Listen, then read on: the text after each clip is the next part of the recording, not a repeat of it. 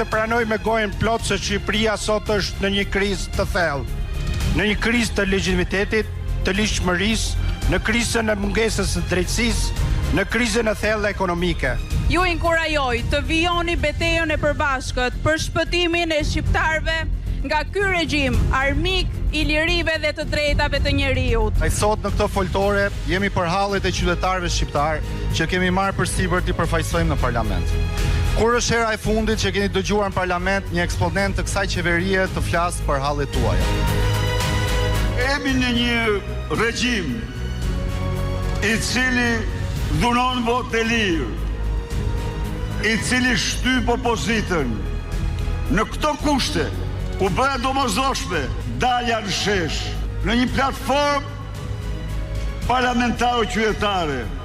Ne vim këtu pra dhe do vim gjerë në largimin e tyre, gjerë në rikthimin e votës së lirë të qytetarëve shqiptarë.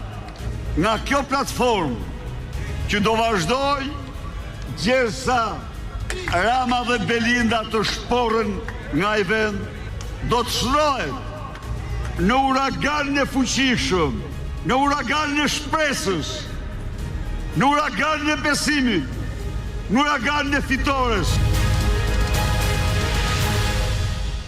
Ishin këto pra imazhet e përgatitura sot gjatë protestës së Partisë Demokratike, disa nga fjalimet kryesore të mbajtur aty, po cili do të jetë aksioni politik i Partisë Demokratike? Çfarë do të ndodhë me të? Cili është aksioni afatgjat? Çfarë mund të bëjë Partia Demokratike në këto rrethana kur duket se qeveria ka një mazhorancë absolute në parlament, nuk duket se shqetësohet nga asgjë dhe a ka një të ardhmë me Partia Demokratike? Aq më tepër që zgjedhjet e lokale në Pezone nuk dhanë ndonjë farë rezultati, duket sikur ka një apati brenda Partisë Demokratike.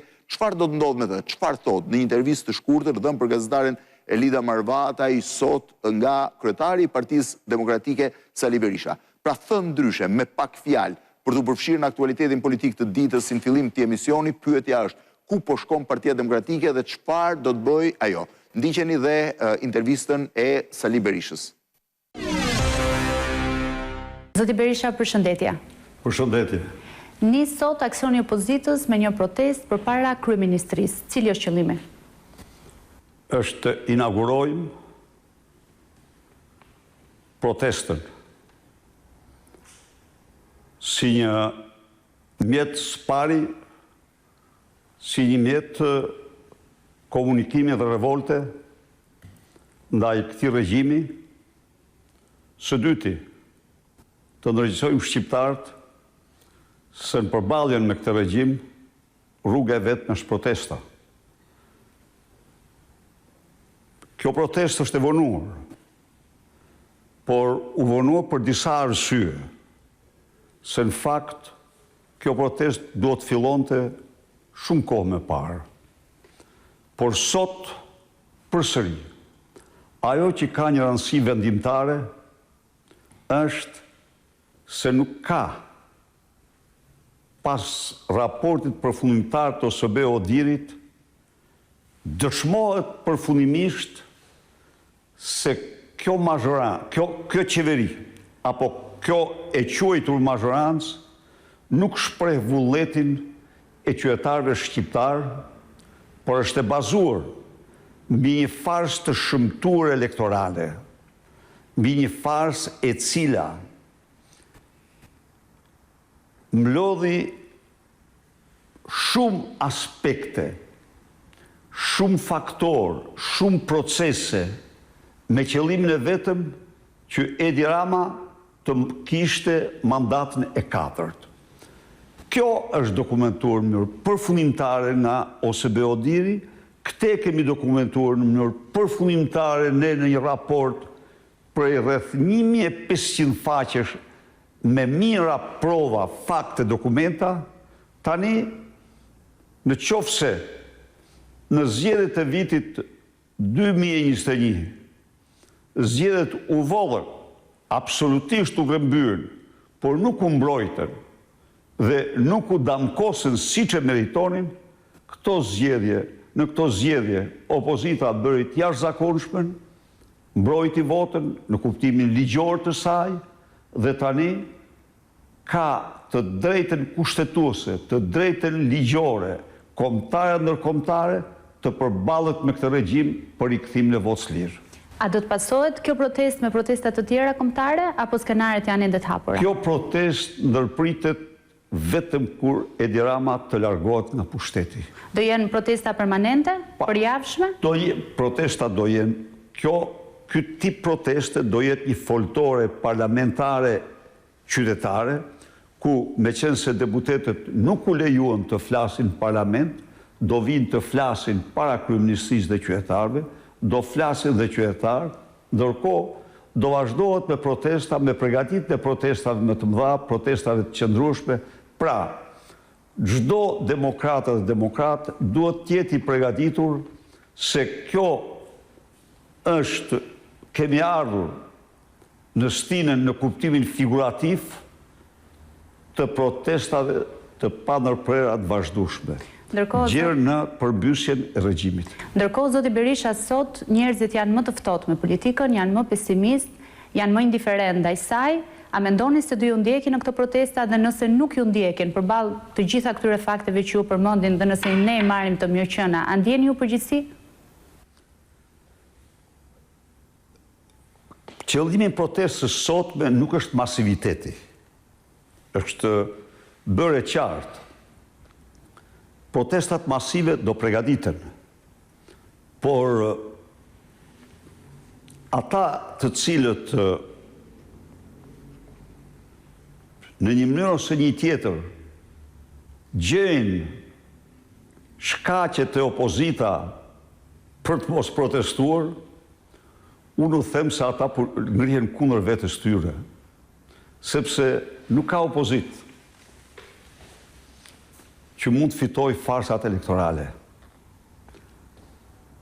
Farsa elektorale nuk fitohet kurrë nga opozita. Përkundrazi, sa herë zhvillohet, fitohet dhe më thellë nga ata që zhvillojnë. Ata të cilët mendojnë ndryshe, gënjejnë veten. Në qoftë se një vit elektoral, narkodiktatura arreston dhe çon për ndjekje penale liderët e 3 partive kryesore opozitare, në qoftë se në muajt elektoral, narkoregjimi në kundërshtim me ligjin organizon 4500 aktivitete për të ndikuar te votuesit, të ndaluara me ligj, kombëtare ndërkombëtare përfshi Giro d'Italia 7 milion euro ditën e votimeve dhe një ditë përpara. Në qoftë se regjimi fal gjobat u kërkojnë ndjes shqiptarëve se nuk kam qenë i sakt kur kam thënë 200 milion.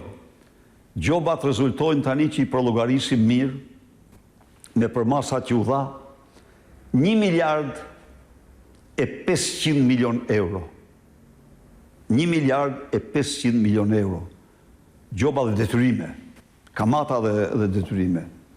Në qoftë se pesfishon grantet për bujqësi, në qoftë se përdor kartelet e drogës, Troptin, Çelë, Bajre të tjerë me radhë në të gjitha qytetet e vendit, atëherë çdo njeri që mendon se opozita është përgjegjëse për rezultatin, pa dashje ose me dashje ndihmon qeverinë. A erdhi vendimi për protestat zoti Berisha pas marrjes në nënhetim të zëvendës kryeministres zonjës Belinda Balluku? Vendimi për protesta ishte i pashmangshëm, duhet të them. Ne pritëm raportin përfundimtar të zgjedhjeve, sepse që të protestosh, të mos njohësh një palë zgjedhje, nuk mund të bazohesh vetëm në konstatimet tua. Është e domosdoshme edhe vlerësimi dhe gjykimi ndërkombëtar.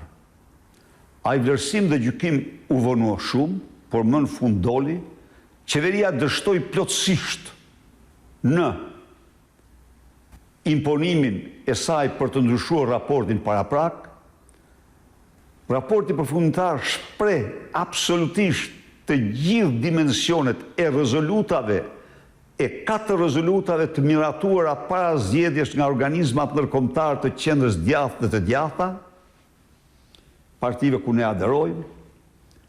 Raporti tregon se u bë gjithçka për kontrollin e votimit e vullnetit qytetarëve dhe se ne jemi të drejtën tonë për të bërë çdo sakrificë për të kthyer drejtën e votës shqiptarëve. Pra jemi në një mision.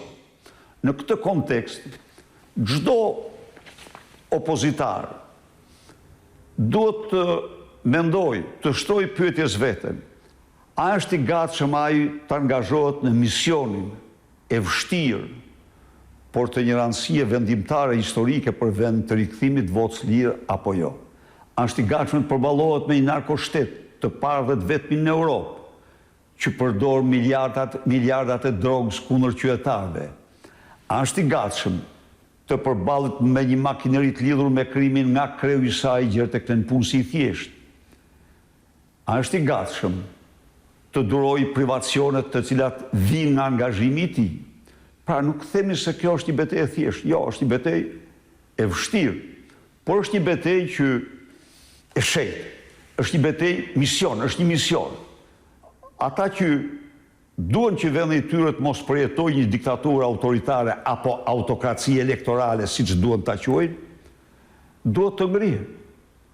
Ne fillojmë sot për të mos ndalur gjerë ditën e triumfit tonë. Pra, zoti Berisha, po thoni që këto protesta lidhen kryesisht me raportin, nuk kanë të bëjnë me hetimet që kanë nisur për zonën Balluku, sepse u duk që kjo ishte... Kanë plotësisht të bëjnë kanë të bëjnë plotësisht me zotin Rama dhe zonën Balluku, me Lubi Ballukun dhe Ramaduron. Ma kurse s'meriton asnjëri për të quajtur zoja e zotëri. Pse?